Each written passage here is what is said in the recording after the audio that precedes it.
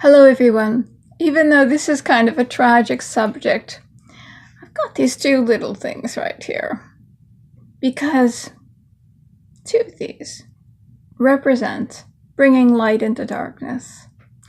Now, these are naturally formed in the earth.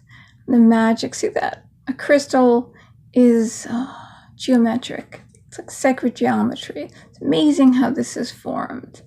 And this has got little crystals growing inside of it and outside of it.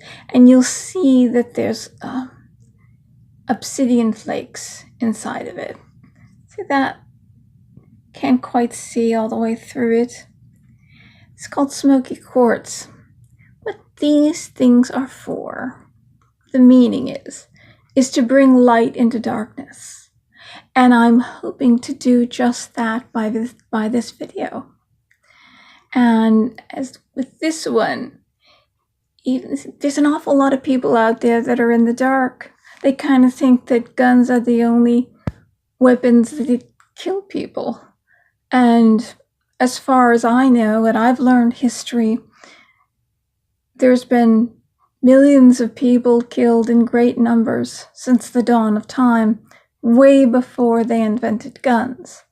Man has always devised a way, mankind, humans, have always devised a way to kill en masse.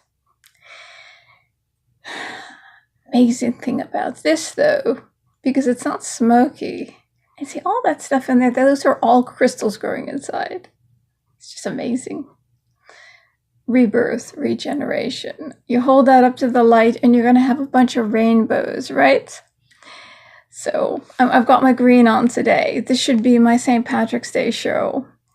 And I promise I will have one because I'm going to take a little walk to the greenhouse. It's a Victorian greenhouse. Belongs to a college in town. And even though it's going to be winter outside, you walk in and it's just beautiful. And they have their spring show now, the spring bulb show now. So I'm going to do a video on that. And hopefully I'll be able to wear this. Inside, this will be fine. Outside, it's probably going to be very cold. But anyway, hopefully by the end of this, I will have given you enough information and enough tools to take a look at this. We're going to look at this Parkliand school shooting and the march that's coming up. And the fact that we've got a lot of young people that I know want to be heard and feel by marching and being heard that they're strong. It gives them strength. But at the same time, we do know that this was organized really fast. And such groups like MoveOn.org, groups that are financed by George Soros, the guy who finances the Women's March, Black Lives Matter, more or less things all over the world that are basically meant to disrupt countries, get people fighting with each other. That's what he does. And then the economy breaks, and then he makes money on their currency. That's how he makes his money. And so he's kind of behind all this. And so we're all getting broken up. And this is not broken up. It's just full of crystals held together.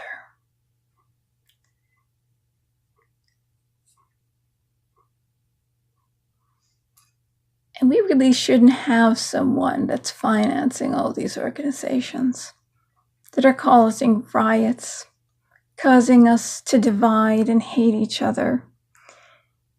Where was that coming together, taking Dr. King's message forward and getting better and better? Dr. King, because we're speaking of violence, Dr. King had a peaceful message that was rejected by the Black Panthers group. Black Panthers, you might have heard of them. They wanted to bring on change by violence, and he didn't want to do violence. But even if he picked up the sword to bring on change by violence, would have killed a lot more Black people because it would have been a war, right? a lot of white people too, because most of the Civil Rights March, most of the people, and I had family marching with Dr. King, who knew Dr. King, by the way, and were wanted by the KKK. Oh, actually, I mean, they were on the forefront and also the beginning of the HRC movement, Human Rights Campaign. Like, I'm related to some bigwigs, actually, that were white, though, being Italian, you're not really considered white in the South. But were there marching with Dr. King for peace, and would certainly, if he had turned violent, then a lot of people would have died. And had he been violent, might have died that way. But he tried, and he left for us a legacy of peace and begging us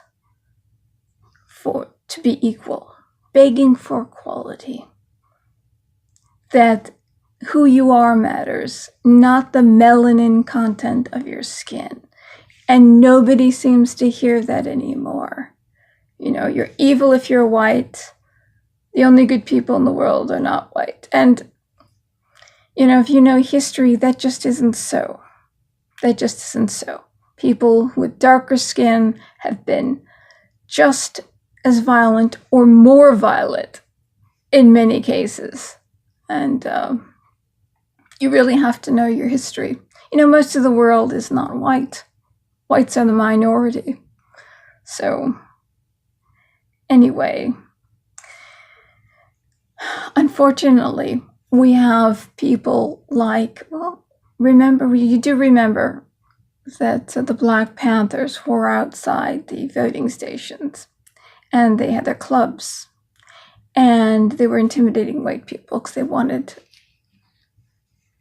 only people to go in to vote for Barack Obama. And Eric Holder, the Attorney General, said, I'm going to let them go. They're not going to get prosecuted for what they did, because I don't want any more of my people prosecuted. But that was an act of violence. That was saying okay to violence, that the way we're going to get things done is not by peace, it was by violence. And unfortunately, Barack Obama did campaign on bringing people together in peace. So he had that message that he was reading. He had script writers. He was reading that, and he sounded really beautiful. Some of his speeches are, that's just amazing. His speeches that he was reading. Yet at the same time, he is behind groups and was backed by George Soros. He's doing nothing but breaking us all into groups that are fighting against. How many times can you break people up into smaller and smaller groups to fight with each other? And then he makes money on the currency when the currency drops. It's all for his end. It's all for the end of the people on top. And unfortunately, the kids from the Parkliand school, though their hearts are in the right place, they are being manipulated by forces greater than they are, who want to take the guns away, the guns that can protect people, if only, we're not talking about illegal guns, we're talking about guns, people who are trained and responsible and sane. Now, there's this question going around saying, you can't have guns in schools because they'll shoot the children. Well, if that's the case, then why are all the children in Hollywood, the children of the royal family, the children of our politicians, Hollywood, our politicians, royalty, the big wigs and rich people all over the world, they all have people that are protecting them with guns. Except they're all telling us that we have to be disarmed And if we have anybody protecting our children are going to get shot, but their children are just fine. So why is it, are you going to be hiring people that are not going to be good and protect our children? Are you planning, is the government planning on taking away the guns and then saying, oh, if we do hire anybody, they're not going to do their job? And that's really interesting. Well, either you don't do your job, or they say that they will shoot the children, which is ridiculous, because if these same guards, never has there been an incident of a security guard killing the person they were hired to protect. Never. So why would it happen in any of these schools? It's absolutely ridiculous. But what did happen in Parkland was Scott Peterson just sat out there. He knew that the gunfire was inside the school. Went around in his little cart. Didn't go in. While you had a coach that threw himself on top of children and took the bullets and died. Kids that belonged to the military organization in that particular school. And they threw themselves on other students and died. So they say we have to end that. And that organization, we can't have that. I mean, the people that we should have in this world, the people that would lay down their lives, all of a sudden, if they enter the military, they're going to be killers. But they weren't. These students laid down their lives. They threw themselves on other students to save their lives. So that's a really ridiculous argument. It makes absolutely no sense.